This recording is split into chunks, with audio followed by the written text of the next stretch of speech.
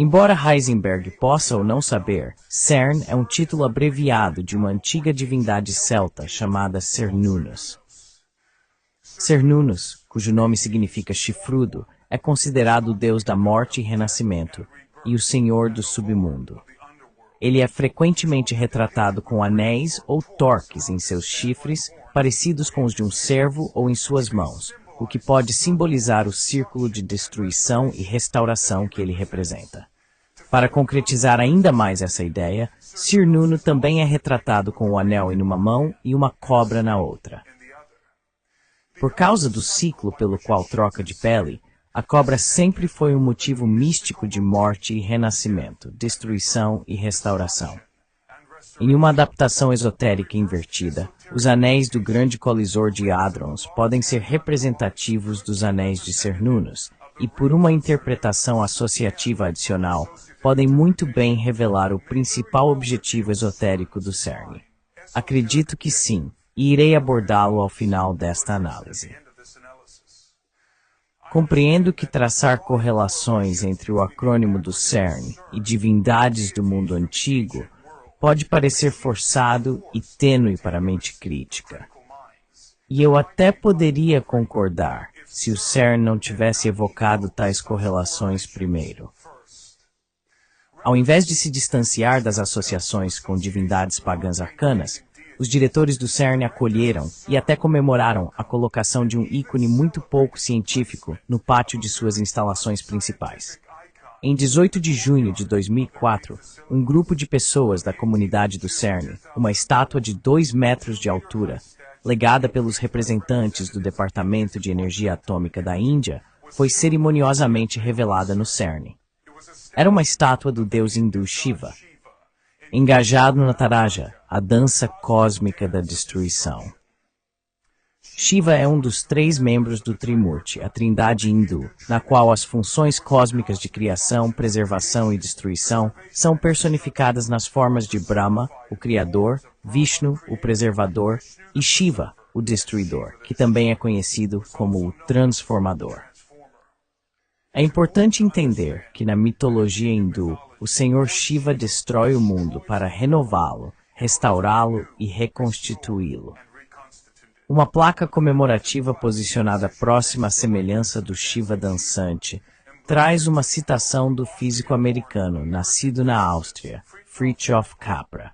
Ela diz em parte: séculos atrás, artistas indianos criaram imagens visuais do Shiva dançante em uma bela série de bronzes. Em nosso tempo, os físicos usaram a tecnologia mais avançada para representar os padrões da dança cósmica. A metáfora da dança cósmica, portanto, unifica a mitologia antiga, a arte religiosa e a física moderna. Pense sobre isso, diz Steve Quayle em seu livro True Legends. Uma estátua simbólica do que pode ser um anjo caído que promete destruir as coisas como as conhecemos agora e reconstruir um novo e melhorado universo, com uma placa basicamente dizendo que a instalação tentará unificar a mitologia, religião e física. Os céticos serão rápidos em apontar que a unificação da mitologia antiga, arte religiosa e física moderna é apenas representada metaforicamente na dança de Shiva e não tem aplicação prática nas atividades científicas do CERN. Mais uma vez, eu poderia até concordar, exceto pelo fato de que o CERN tem deliberadamente incentivado a fusão de mitologia, arte e física de maneiras muito bizarras. Em 2014, uma ópera ballet intitulada Symmetry foi apresentada e filmada nas instalações do CERN, incluindo o interior do Large Hadron Collider. Dirigido pelo cineasta Ruben Van Leer e com a voz da soprano americana Clarence McFadden, Symmetry foi um projeto colaborativo que envolveu não apenas coreógrafos e dançarinos da equipe de produção, mas também muitos dos próprios cientistas do CERN.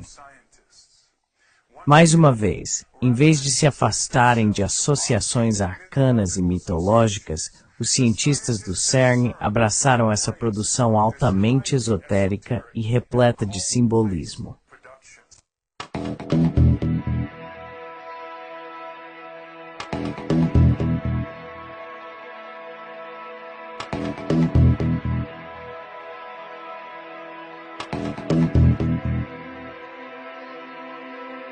Royster.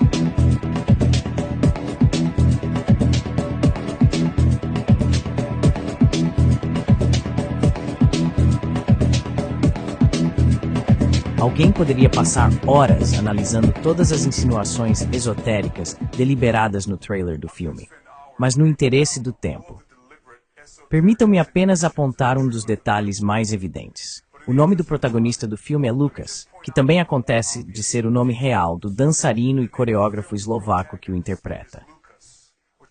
Sem mergulhar muito profundamente nas raízes etimológicas, o nome Lucas significa portador de luz e é, na verdade, uma derivação do termo latino Lúcifer.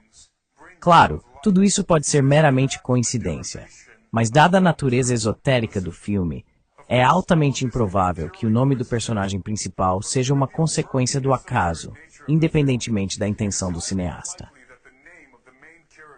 A verdade é que o oculto, arte e ciência sempre estiveram fundamentalmente entrelaçados. A síntese natural ou simetria que os une é talvez melhor exemplificada em um homem, Sir Francis Bacon. Bacon, que é amplamente considerado o pai da ciência moderna e o principal defensor do método científico, que é a própria base do CERN, era ele próprio um ocultista, artista e cientista. Na verdade, há razão para acreditar que Francis Bacon é o verdadeiro rosto por trás da máscara duvidosa de William Shakespeare. Na verdade, não há incongruência entre o mundo material e o metafísico, o físico e o espiritual. Eles são apenas dois lados da mesma moeda, ambas partes essenciais do todo. Quando se penetra profundamente no que chamamos de física, descobre-se inevitavelmente o véu que separa essas duas realidades. Ocultistas sempre estiveram cientes desse fato. Mesmo para Francis Bacon e seus contemporâneos científicos, muitos dos quais eram membros das escolas de mistérios, decifrar os mecanismos do mundo material era apenas o meio para um objetivo muito mais importante: fazer contato com as entidades à espreita do outro lado do véu. Este véu é frequentemente descrito como uma porta dimensional que permite acesso a reinos além do mundo perceptível. O conceito de dimensões imperceptíveis existindo essencialmente no mesmo espaço que ocupamos fisicamente não é apenas muito provável, mas também amplamente aceito na comunidade científica. Muitos dos principais físicos estão silenciosamente esperançosos de que as colisões de prótons no grande colisor de hadrons irão perfurar o tecido de nosso confinamento em 4 dimensões e nos permitir espreitar através do buraco da fechadura, por assim dizer, em outra dimensão ou universo alternativo. Alguns físicos não têm sido tão silenciosos sobre essa possibilidade muito real. Durante uma coletiva de imprensa em 2009, Sergio Bertolucci, diretor de pesquisa e computação científica do CERN, fez a seguinte declaração curiosa: o grande colisor de Hadron pode abrir uma porta para uma dimensão extra, e dessa porta pode sair algo, ou podemos enviar algo através dela. Não há dúvida de que os cientistas que trabalham no CERN esperam abrir uma porta dimensional. A verdadeira questão é: o que pode passar quando o fizerem? Claro, para os físicos de partículas, a resposta é simples. Eles esperam descobrir novas partículas que possam existir em planos dimensionais alternativos. Não há dúvida de que esta é a verdadeira e honesta resposta.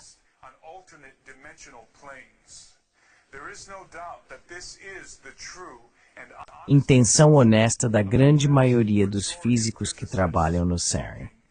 O problema é, como já foi ilustrado, que os cientistas, apesar das suas melhores intenções, sempre foram pouco mais do que ferramentas descartáveis nas mãos de seus benfeitores. O auge da ciência, para seus praticantes ocultistas de elite, não é a descoberta, mas o contato.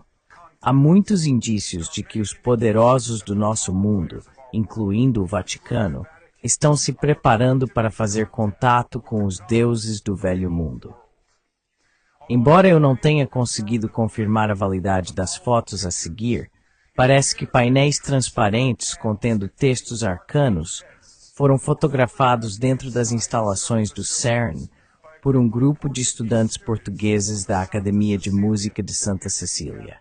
Os textos foram descritos como saudações ou invocações escritas em línguas antigas, incluindo aramaico, hebraico, mandarim e sânscrito. No caso do sânscrito, as únicas pessoas com a capacidade de ler o script sagrado, considerado a língua dos deuses, são os estudiosos dos Vedas e Upanishads.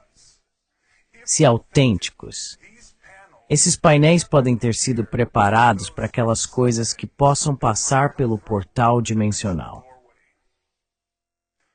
Pode parecer para aqueles não familiarizados com o domínio teórico, populado por equações obtusas e cientistas fumadores de cachimbo, como Horn bem coloca, que esta análise nada mais é do que boatos, hipérboles e especulações selvagens.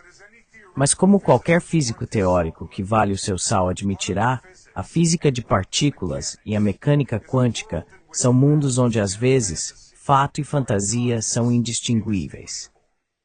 Quando se trata do CERN e seu grande colisor de hadrons, não faltam cenários teóricos apocalípticos, muitos dos quais não foram propostos por leigos ignorantes como eu, mas por algumas das mentes científicas mais renomadas do mundo.